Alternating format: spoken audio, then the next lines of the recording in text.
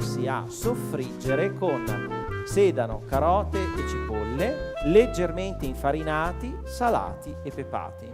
Quindi una volta che hanno rosolato con questo mirepoix, perché sedano, carote e cipolle tagliati grossi in gergo in tecnica si chiama mirepoix, li abbiamo sfumati con un goccino di cognac. Mi raccomando, fatelo però sfumare il cognac, tanto è vero che se avete l'induzione e non prende fuoco, andate con l'accendino o con un fiammifero di modo che faccia la fiamma.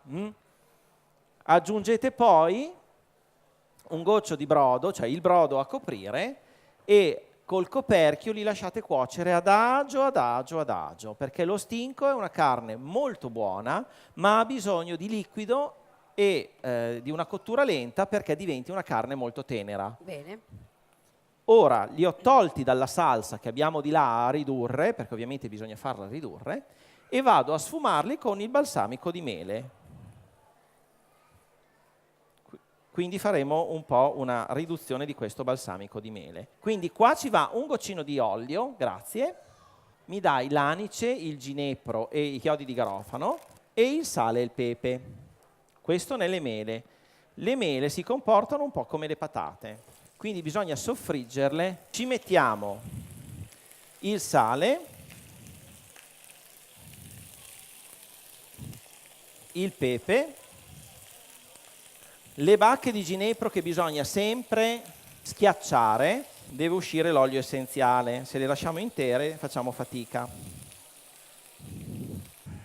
Anche qua andiamo ad aggiungere un pochino di aceto balsamico di mele, ma proprio una roba minima, eh? Allora vorrei farti sentire che profumo hanno le spezie lì dentro. No, ma le sento. Quindi la mela non deve essere cotta, non si deve sfaldare, è semplicemente rosolata.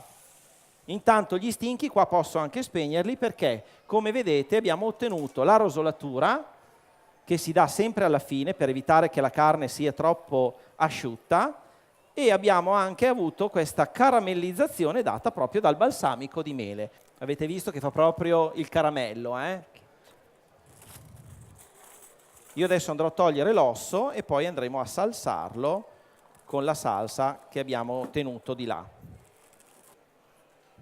Quindi avete visto come si stacca bene la carne dall'osso, vuol dire che lo stinco è perfettamente cotto. Sono piattoni però questi per un sono massaggio. carni, chiamiamole di terzo taglio, anzi si chiamano di terzo taglio, che costano poco, però a me piacciono da matti.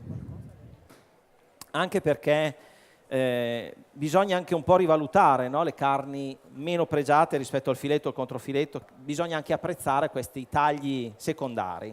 Sì, allora, questa salsa qua è quella che abbiamo ottenuto frullando il liquido di cottura e le verdure insieme agli stinchi.